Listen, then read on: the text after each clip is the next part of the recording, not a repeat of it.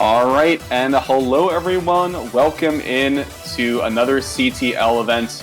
We've got quite the treat for our early round today, as we have University of Toronto and University of Waterloo. So we'll have a 2-seed and 4-seed match really early into our group stage. So I'm very excited to see how this match turns out. I'm here with Kipuru, right? Yeah, I'm pronouncing that right? Okay.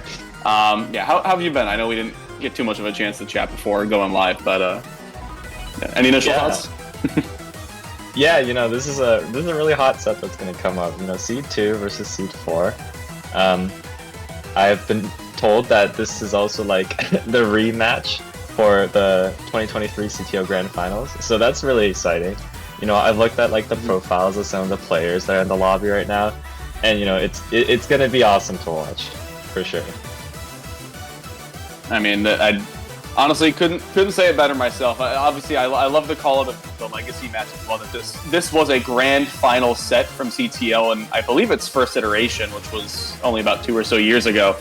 But now this is coming down to like this could be a top 5 set depending on the way things go. And obviously, because we are still in week 3, a win here would be very, very advantageous for whichever seed is trying to get the next leg up going into playoffs. And only a couple teams are going to go in undefeated, but I think whichever team emerges victorious for this particular set has a very, very solid chance going forward. Yeah, for sure. I mean,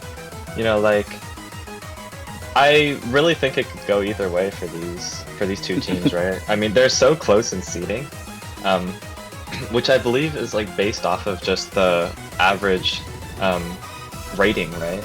I think it's like more Glico than TR, because I think that one like adds a little bit better between players, but it's kind of the same deal. Like it gets difficult when you have instances like what was it? I remember like Cab was like a third of the teams like Glico at one point, so like yeah, it kind of works, but like sometimes you also have instances like that. I guess that's true, right? Yeah. The average is an indicator of like the average Glico, obviously, but you might also just have like extreme cases of people skewing the average. It tries very hard. But yeah, I mean, I'm pretty sure we've got X plus on at least on both teams. I think at least for one player each, unless I'm remembering things wrong. And if we don't, we've got pretty close to. Yeah, I believe that is the case. I'm going through the sanity check. I already found one on Toronto. I'm just looking for one in Waterloo. Please don't tell me I'm wrong. Please. Please don't tell me I made a mistake. Uh-oh, I might have. Oh, I did. Alright. Well, Toronto has an X Plus player. And it looks like we won't be seeing that for our first matchup.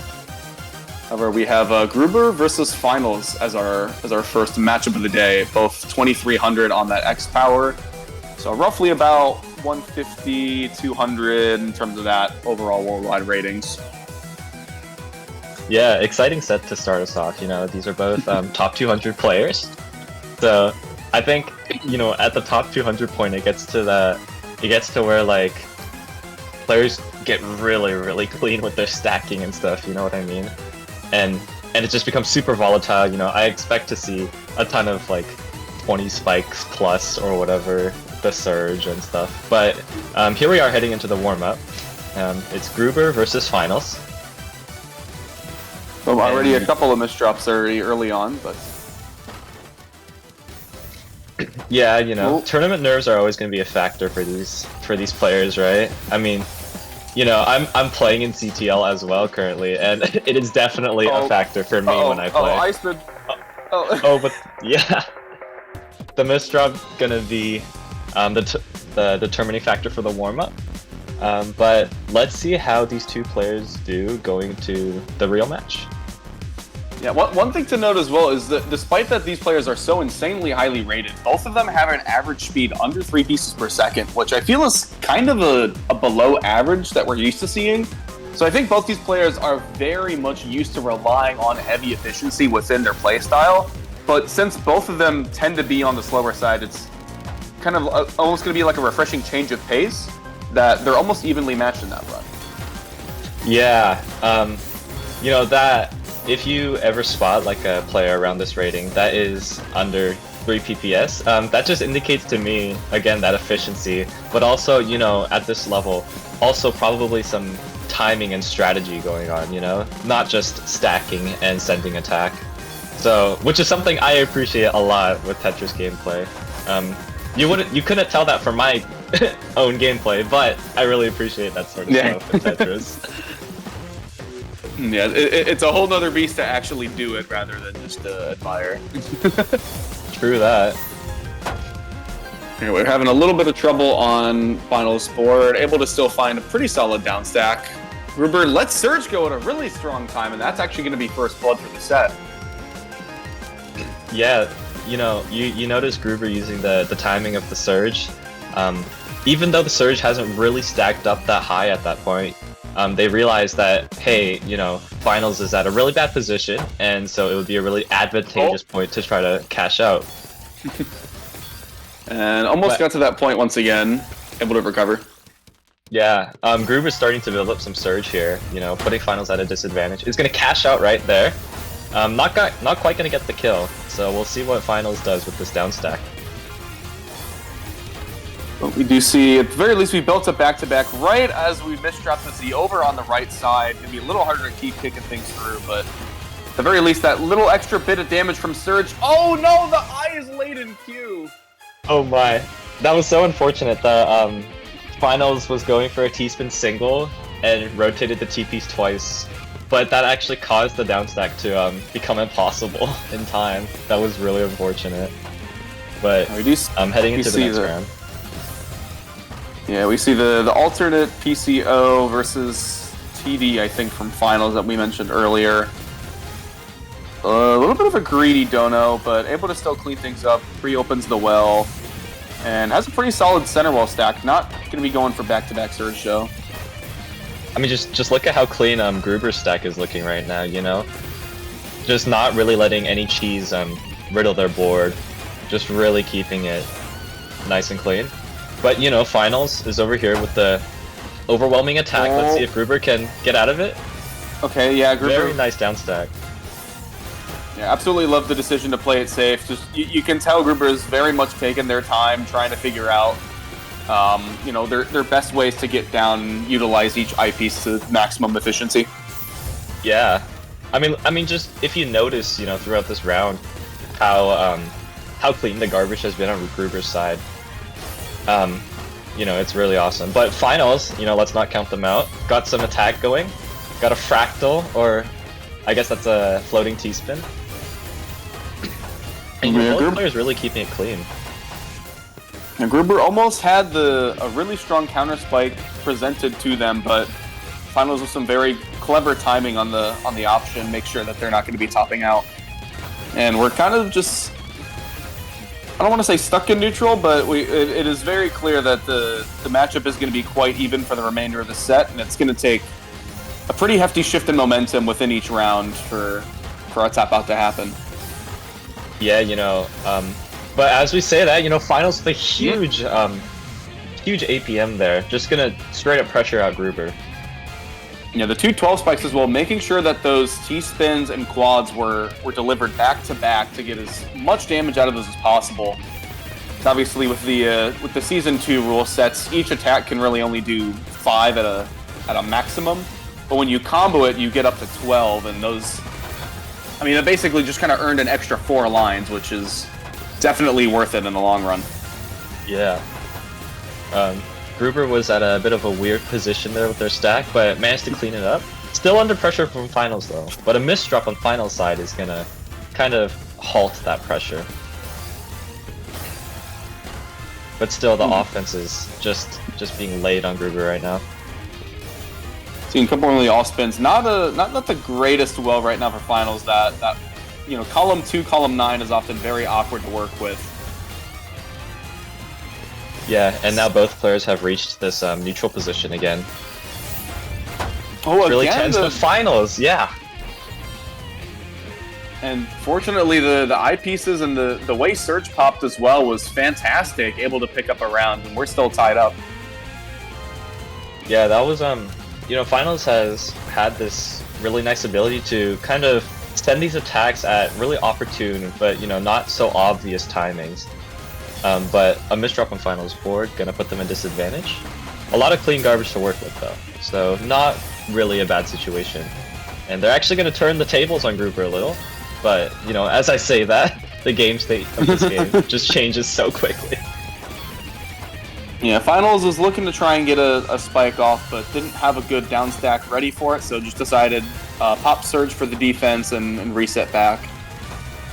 Yeah, that's the amazing thing about Surge, isn't it? It's certainly it's an amazing pressure tool or like spike tool to really get that upper hand on your opponent, but also you can totally use it to play it safe. Make sure your opponent can't catch you lacking, basically. Mm-hmm. And definitely it tends to have its strengths more in the offense, especially if you can compare it with a massive spike. Did we pop Surge there? Yeah, there was a little bit of extra Surge there, but I think the misdrop was probably going to be enough for the top out regardless. But sometimes, as long as you're not getting heavily punished for playing overtly defense within Season 2, if you have the opportunity to, and it presents itself, it might as well take advantage of it. I guess we're getting the offense debut from both Gruber and finals, trading relatively speedy rounds with Surge as a primary pushing point. Yeah. Yeah, I've always thought a lot about the beginning of rounds and the opener phase. The person who gets Surge immediatly is just going to inherently be scarier. Like we see finals doing right here. Mm-hmm. With this big 22 spike, that is going to catch Gruber so off guard and going to bring the score to 3-4. Yeah, the LST over on the right side for finals, very good stuff. Able to build that back-to-back extremely quickly. And I guess we're going to be doing a little bit of 7-2, I think, from finals. Going to work their way over to the garbage well, which again is that hideous 1-8, but able to still keep up Surge and keep that board low. Okay, but Gruber over here sending a bit of Surge, but finals just shrugs it off, Totally okay with preserving this Surge. Going for some crazy spins right now, wow. Yeah, unfortunately, most of that surge ended up being used as defense, and because it was such a strong surge, a lot of that got sent over to Gruber was clean. Yeah, we're just seeing a bit of an awkward position from both players. I'm not really sure who's in advantage right now. Oh, the Ibis drop. That is unfortunately fatal this high up on the board. And right now, Finals only 2 games away from taking things. Yeah. Both players starting out with PKI. Oh, but Gruber with a deadly misdrop. That might be the round. Oh, you can see Surge got popped as well, just to add the insult to injury and confirm that KO. Yeah, so you know.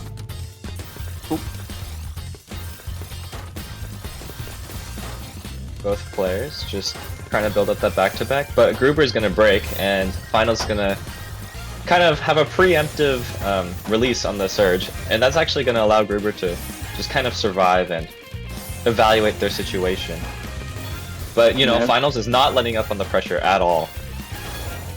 And I think Gruber was looking for downstack multiplier, but at this point, options are running slim. The double I in Q, or excuse me, not double I, double O almost, which I know part of it was from the hold Q, but still, getting 2 of those in close succession when you need to find a way down through garbage is not going to work out in Gruber's favor. So Finals takes game 1 for, I think this is Waterloo, and that's going to be, yeah, so 8-3, pretty solid stuff.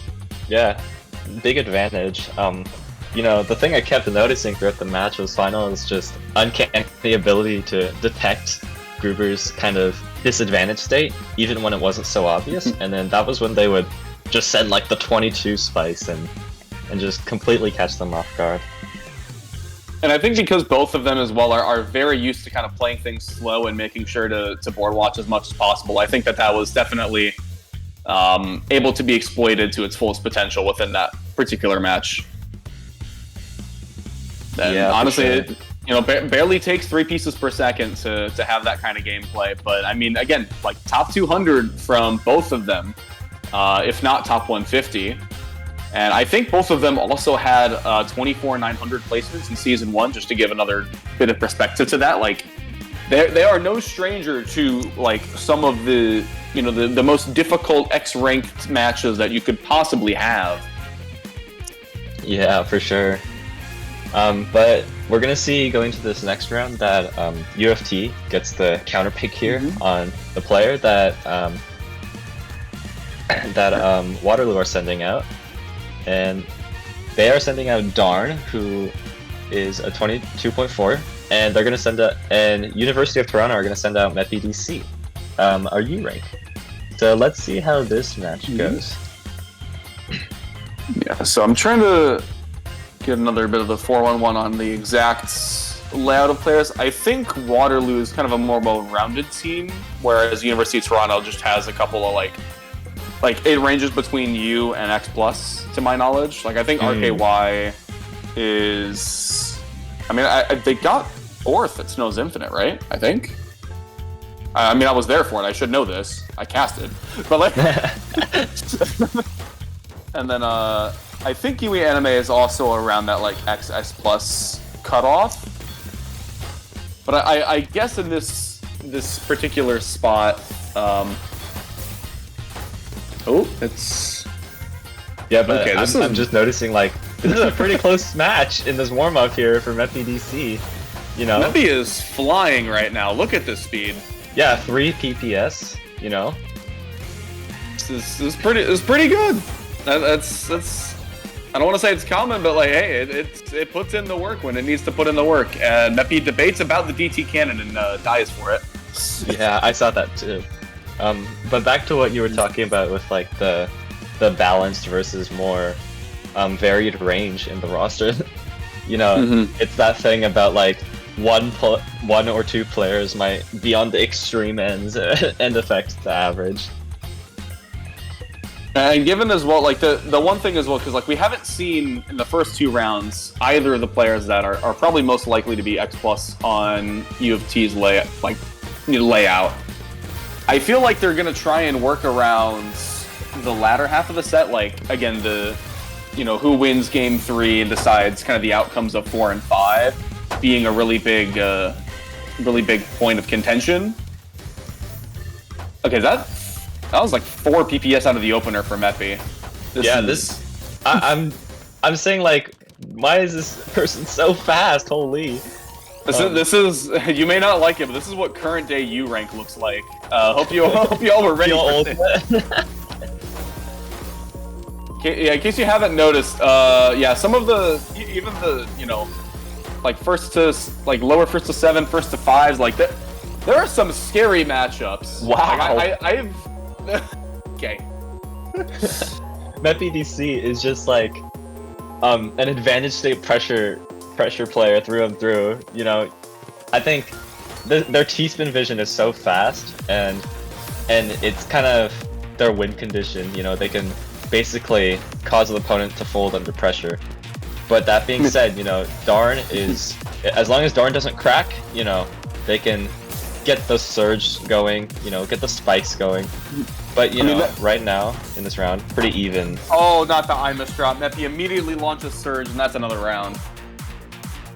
Dang. You can see again, like the efficiency from Darn is like basically there, even through a couple of misdrops here and there. But when you have just such a strong offensive presence from Meppy, I mean, like your options start to get a little limited. Yeah, I haven't really seen Meppy misdrop yet, which is the crazy thing. And again, that aspect of tournament pressure, perhaps it gets to Darn a little, but never count them out. This is an ranked player for nothing, obviously. But Meppy is just laying on the pressure right now. I think Darn is trying to find these efficient down stacks. It looks to be a little bit of a difficult challenge, but able to still keep staying alive for the time being. Not quite gonna find multiplier. Has to set up a couple of spins in the process. But things are getting a little bit cheesed up with all the damage that Meppy's sending over, and Darn's only able to kind of half counter a lot of these attacks. Yeah, Darn really hanging out at the top of this board. Really scary position, but also an opportunity to get some big down stacks going. And we'll see them dig all the way to the bottom. Great efficiency on the down stack, but Meppy just with this big pressure, gonna let go of the surge. But Darn's still not cracking. Has a really good opportunity. Oh wow, the what was that? The L hang all the way over on the top left. So I guess the O kind of locked out. But that L looked like it was just kind of floating in space over on the left-hand side of Meppy's board. I initially thought that was the cause of the round, but I think the O was more subtly evil in that case. Subtly evil. I love that. Well, you can't rotate it over anything. The O just kind of sits there, so if you're not prepared for it, it just does its own thing, which is unfortunately top out a lot of the time. That's true. No, that's the worst feeling ever, is like when you see the down stack, but the pieces just won't behave at the top of the board. There are so many tournament highlights I can think of. It's just like, oh wow, look at the O piece. Never mind, not allowed. Denied. Oh no, the O top out! Literally the OPs. Yeah. Well, let's hope to not make this a habit. Though I guess perhaps if the O piece becomes the detriment factor for Meppy and Darn, keep a close eye on it after this. Okay, Darn just playing the downstack game right now. Really trying to spot that big spike that will get them the win against Meppy. Both players just kind of really playing to their game plan. Meppy with the big pressure, and then Darn with the endurance, the persistence of the infinite downstack. Yeah, I like that. I like the phrasing there, the persistence of it. It's like the win condition is not always there, but well, I guess we're topping out. But traditionally, we are staying alive until the opportunity presents itself. I think there was a mishold on Darn's case, which is why there was the top up there. Yeah, Meppy is really shining with this pressure right now. Just like not giving Darn the opportunity to really breathe at all and like consider the down stack or anything, because you know, a player of Darn's kind of archetype really likes to consider whether the block that they're placing is good for the stack. And you know, it allows them to get caught off guard, like right there by MEPDC. Up 5-1 right now. This is a huge advantage. The double misdrop from Meppy right after the finishing spike, but again, you don't need to clean it up if the damage has already been sent over. True that. You can see Darn doing a little bit more of the LST, trying to keep up with Meppy's damage, but a couple of misdrops. And again, as the saying goes, speed can kill if it's not in the proper reins. And this is 6-1 right now. That like, Uoft could take the lead if Meppy takes the next round. I guess, well, one of the next two. And given the current loadout of Uoft Toronto, of the players that are still left, this is definitely a... Oh, the 1 in 10! Oh, the 1 in 10 on Darn's side, I think, tried to prop up for a Kaiden with the Z-piece, but it cleared through garbage. Oh, that is so unfortunate. I mean, yeah, usually it's... keeping it low. And right now, yeah, no surge on Meppy's end.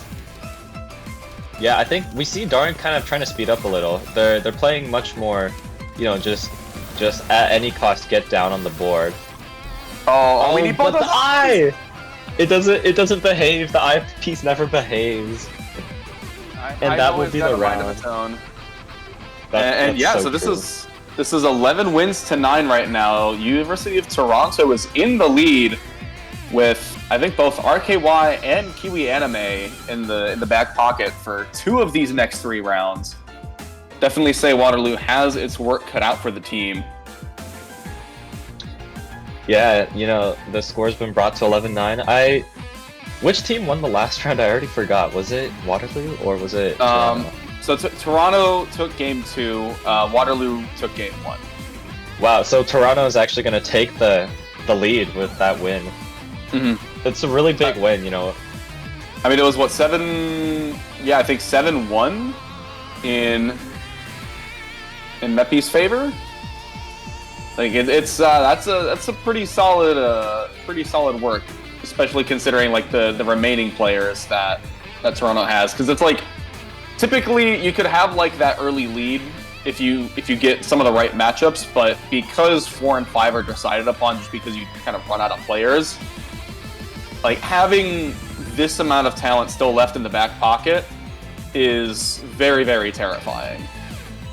And I guess it's now up to Toronto, and they're going to leave RKY and Kiwi Anime for games 4 and 5 and send in, I believe Flow is captain as well. So this is captain of U Toronto going in for game 3. Oh, tough Flow. The second U rank in this round, but you know, Meppy definitely showed us do not count out the U ranks at all, especially with that crazy upset. So let's see what Waterloo have to say to Pataflo. Let's see which player they send out, and you know, I'm excited. Oh, is it Pataflo? Am I saying it wrong?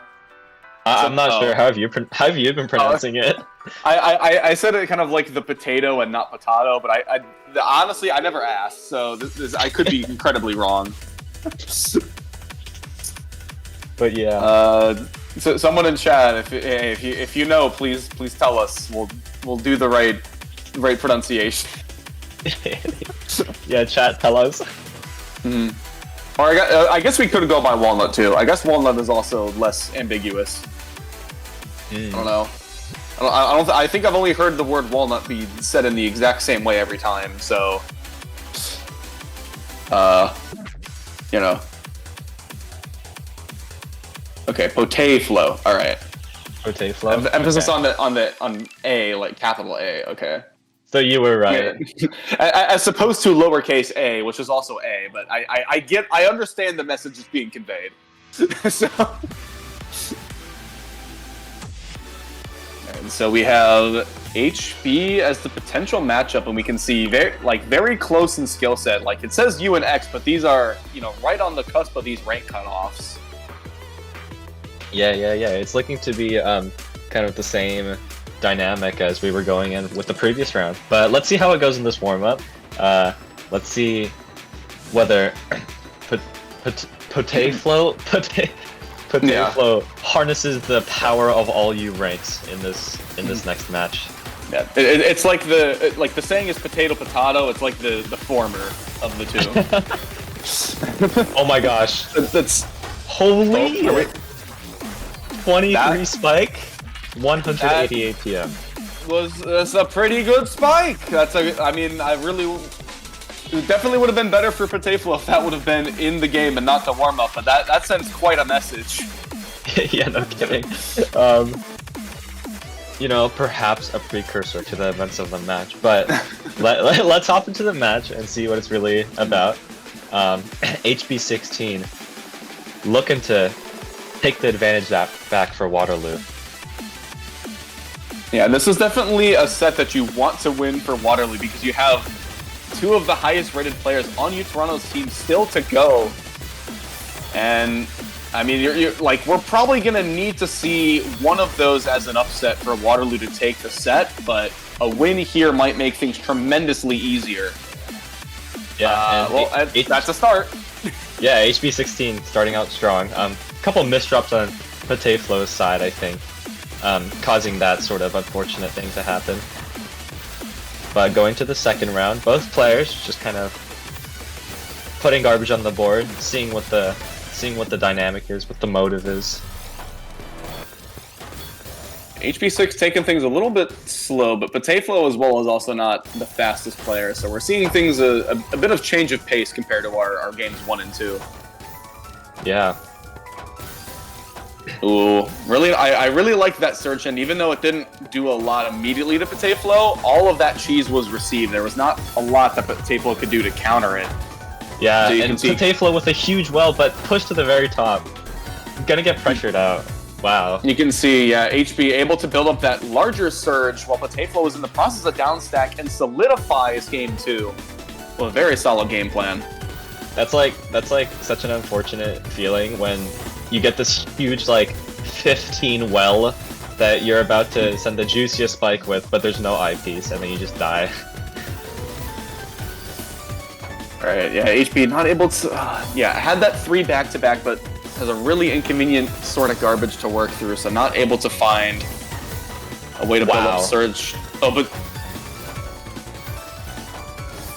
Yeah, there was a 23 spike on HB16 side, but then Potaflo just eating it and then sending it all right back. But some misdrops on Potaflo's side is not going to be good for the situation at all. A little bit of abstract art, but the downstacks...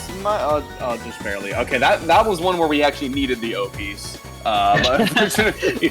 For once. The O giveth and the O taketh. You just kind of have to figure out whether it's there or not, so that's very hard to do in the heat of the moment. I'm an O-piece fan. Despite my commentary about it, I'm an O-piece fan. But oh my goodness, Potaflo just gonna get caught by HB16. And you know, this match is at 0-4, and This is really good for Waterloo. Like, especially given how difficult the next 2 rounds are going to be. Like, this is definitely a good position to be. Well, I's not in a great position. And that's going to be around. It can't behave. Yeah, unfortunately, I think HP would have needed to stack the SPs just like over to the left side just to get that J over to skim it, but not really a good opportune time to make those quick decisions. Okay, some all-spin knowledge being displayed by Potaflo. Gonna get the surge just without any T-spins whatsoever. But gonna cash out real quick. HB16 has a bit of an awkward stack on their board right now. Yeah, able to clean up through some of that garbage, but again, it did take quite a hefty bit of time in order to make it to that board state. And HB back to ground 0. Let's see if we get some more all spins in, or if we're gonna see some more little surge. Oh, well. Oh, Potaflo is trying to set up that floating T-spin by tucking the Z piece in, but just it doesn't behave. The pieces never behave. You must take control of the pieces before the pieces take control of your board. Yeah. You know, shout out like T-piece. T-piece never really rebels. It's just like, I'm here to do my job. I guess, yeah, just because of the... I was gonna say the architecture of the T-piece. I mean, that's kind of a weird way to phrase it. But like just with the nature of T-piece in a block stacker that has 4 Minos of each of it, I guess it is hard to like make it do something funky as long as you have a pretty coherent board. Yeah. Like, yes, T-spin triples true. exist, but I guess it should be relatively straightforward because there's not a lot of like crazy rotating through the piece that kind of happens, because if it does, it's like TST is kind of as bad as it gets, and that's by proxy not that bad. Yeah, but you know, coming back into the game, Potafel has taken their second round with this immense pressure and the knowledge of all spins. You know, I think the all spins have been really prevalent in this round so far, just helping preserve the surge. But let's see, both players neither player really an advantage right now, just kind of scouting each other out. Just taking time, keeping things pretty consistent. Potafel able to use garbage over on the left-hand side, although a little bit of a timely misdrop, so we probably will see a bit more in the down stack. HB looking to add to the back-to-back, not quite going to get a surge out of it though. Potafel taking a little higher on their board, but still in a comfortable position. Actually gonna, you know, opt for some back-to-back. Unfortunately, will break there, but you know, still clean wells going on their side of the board. So I think neither player is really in danger of dying. But HB so clean right now, got the surge going. Yeah. Oh, and the garbage works perfectly. It's the 7-2 for the pattern stack. But the surge getting sent once it does is going to be enough to ensure the top out. We're at match point. Yeah, HB 16 is really, you know, proven like that warm-up round meant nothing, bro. Oh, misdrop on Potafel's side. That's gonna be awkward to get through, but thankfully the pieces line up well. HB 16 actually is sent to the top of their board a little there. We do have a bit of mini combo multiplier, and I misdrop, but it doesn't matter. It happens after the lethal spike has been received. Potafel struggles to get to that eyepiece in time. Yeah, it's again that thing of catching the opponent off guard, and you know, with that, University of Waterloo will take the advantage in this set. Hot set alert, you know, exactly as predicted. Yeah, it's that's a really good opportunity now for Waterloo. It's just gotta the difficult part is now we've got RKY and Kiwi Anime, which I think besides finals might be the 2 highest rated out of both teams. So it's going to be a really difficult matchup now for Waterloo to try and hold on to this lead as long as possible. But I mean, if we can manage to see at least a 6-7 from Waterloo, even if it's not a set victory, that will... I guess in this case, it would be... What is it? 2, 6, 7... Well, I guess one set needs to be won out of Waterloo in this case. Although, obviously, advantage in terms of like the set picks now is with University of Toronto. So I guess in Toronto's case is... Like, you just try and figure out which of the 2 matchups you can have the best chance of success, whether you're playing for either Game 4 or 5. But, I mean, to be fair, this is also, I think, like, second and third best out of Waterloo as well. So these still aren't easy matches, even if these are quite the formidable talents. Honestly, probably within top 10 and 15 of the entirety of CTL. Just as in general from the player base, regardless of specific team. Yeah, you know, and it looks like University of Toronto is going to send out their ace in the hole, RKY. Yeah, and so, which I believe may be also known as Ricky.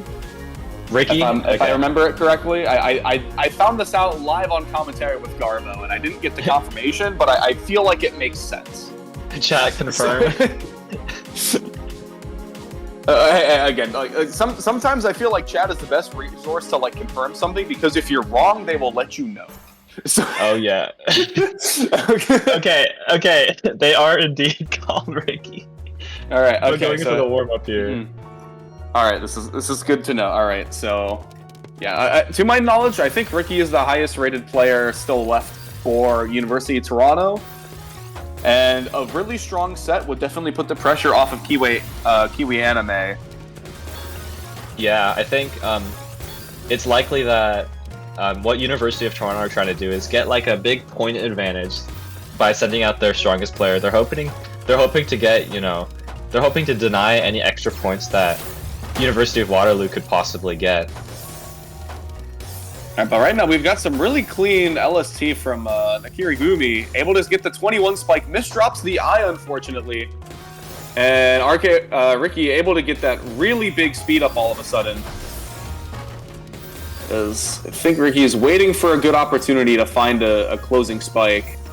Yeah. Able to still work with the all spins as well. To my knowledge, should have a pretty sizable speed advantage over Nakagurumi in this case. So we will have to keep an eye out for if Ricky decides to play with that speed advantage a lot more heavily than typical, because a lot of players with speed advantage usually will still play a little bit under that threshold just to, well primarily for two reasons. One, obviously you don't want to misdrop, but secondly, usually helps with the board watching.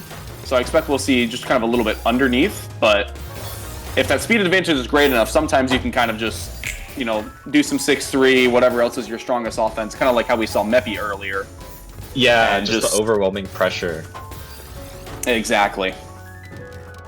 But this warm-up, going on for quite a while, it seems to be quite an even match right now, but Ricky mounting the pressure, getting that surge going, got the STSD.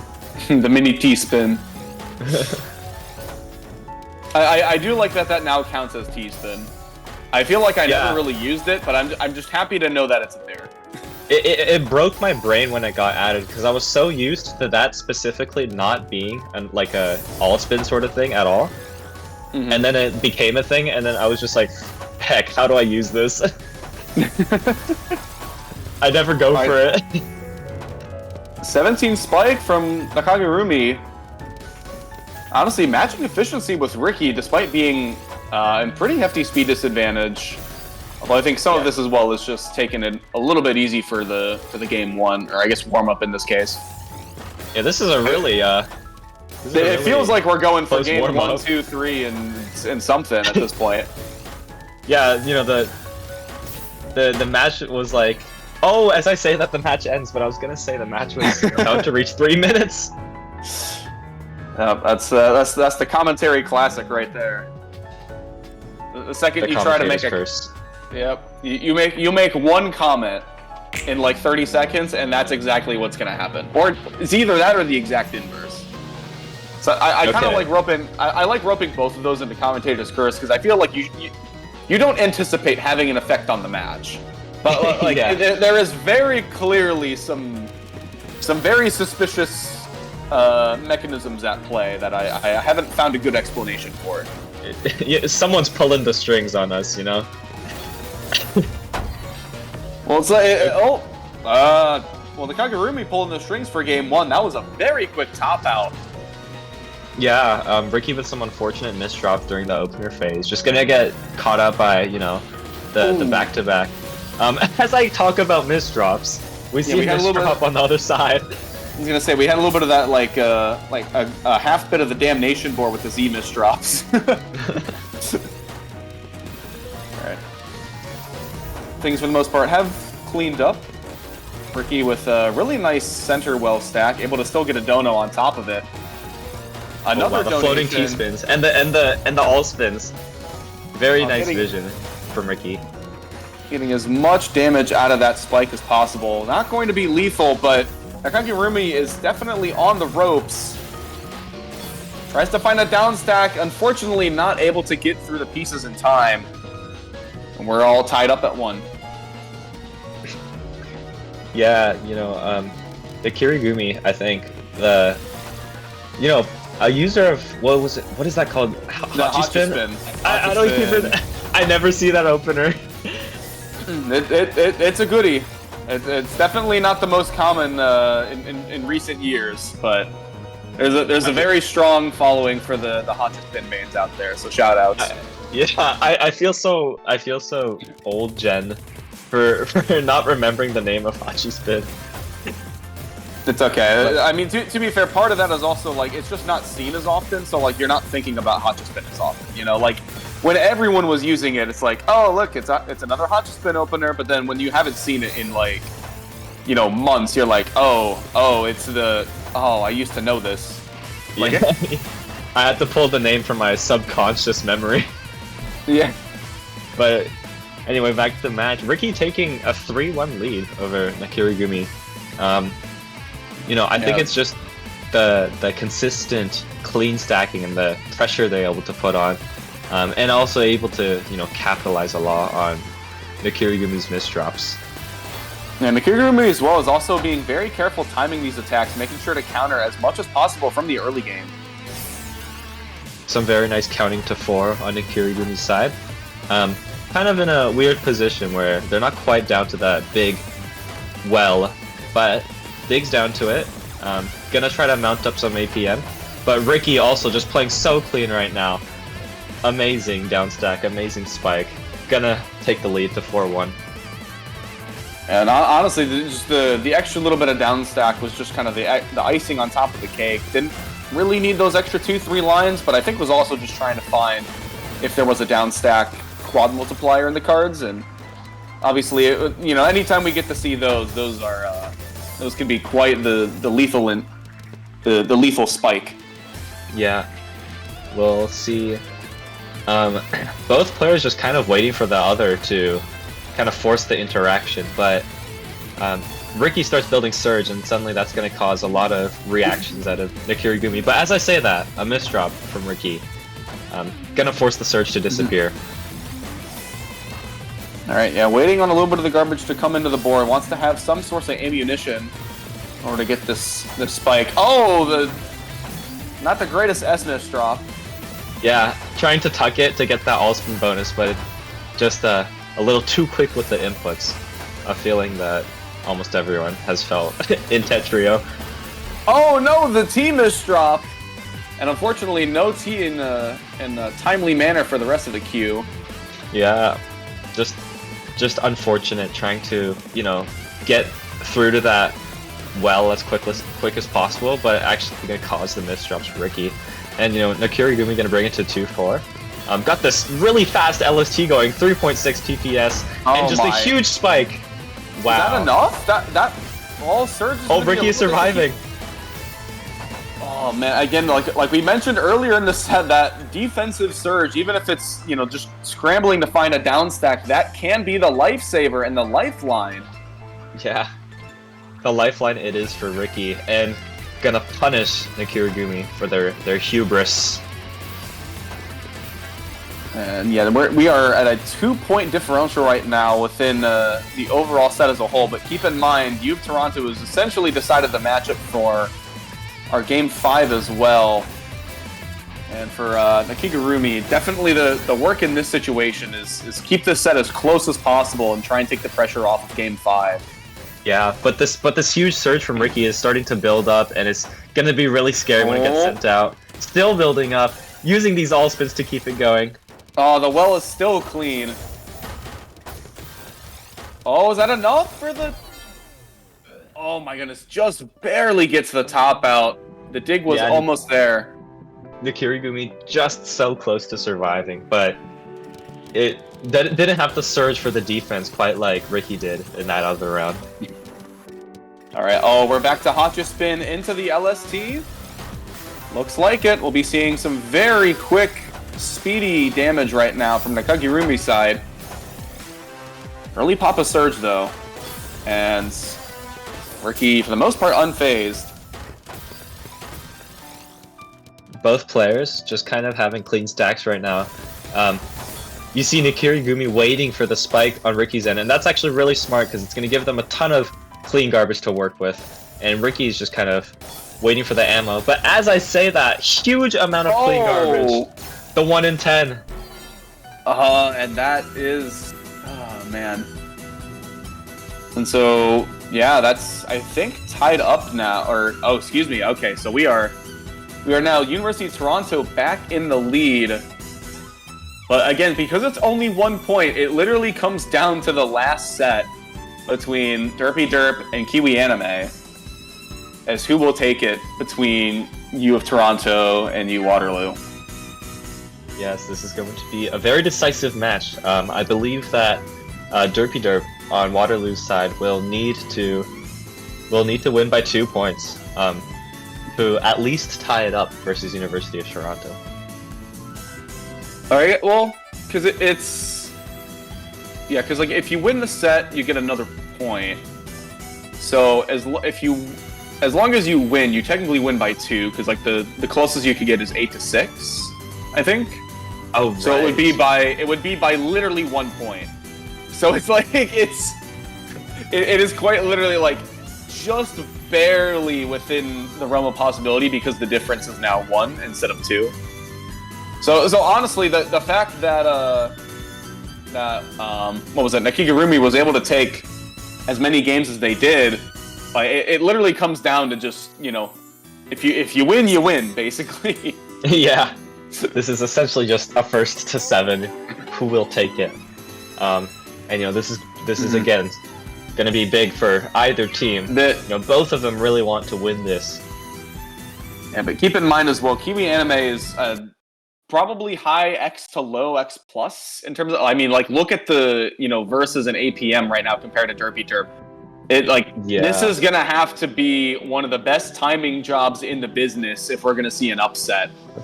But again, the pressure is on right now for Kiwi Anime to solidify this Game 5 victory, and for Derpy Derp, in this case, to pull off one of the upsets probably of a lifetime.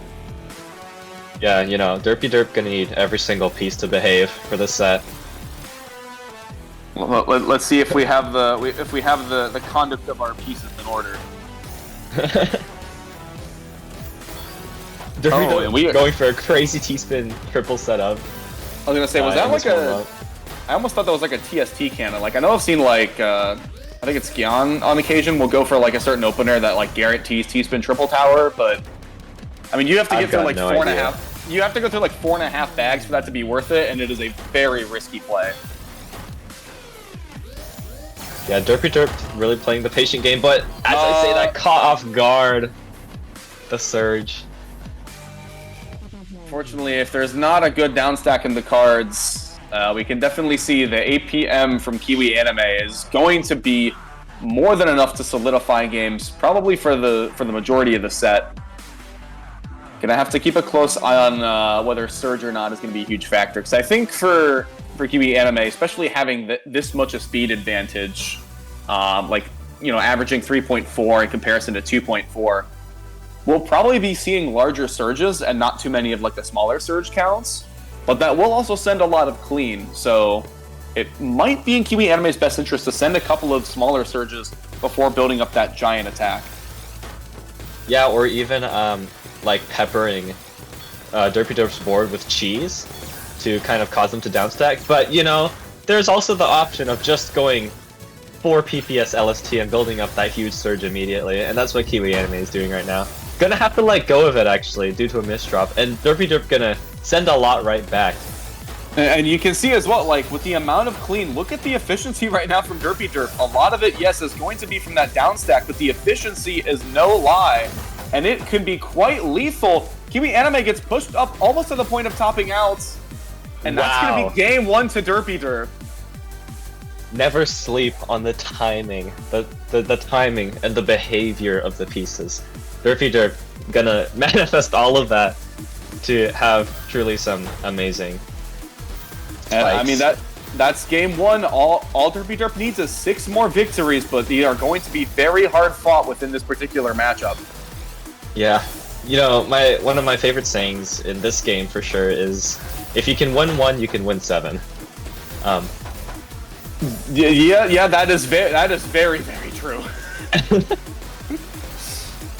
Kiwi Anime is gonna put a lot of pressure on Derpy Derp, but Derpy Derp's still surviving. The TPs will not behave. Oh no! It won't behave.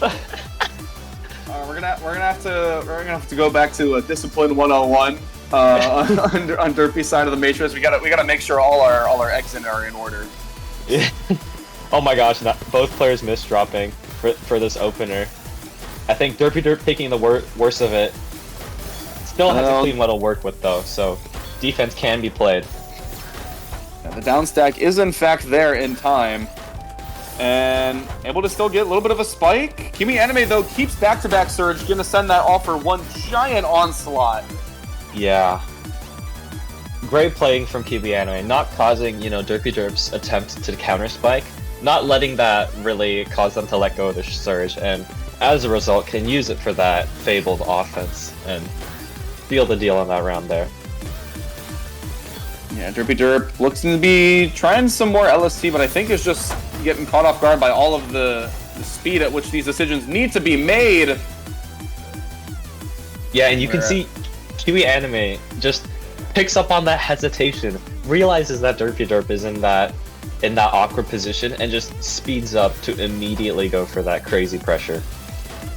Alright, and we have SDPC spin this time around from Kiwi Anime. I don't think we've seen that at all between all of our 5 rounds. Derpy Derp gonna keep it clean with their well, but gonna misdrop the eyepiece. Oh, the surge spike does come out, but able to cycle through to an eyepiece. Gets the quad and stays alive. Actually, could get even more damage on top of that.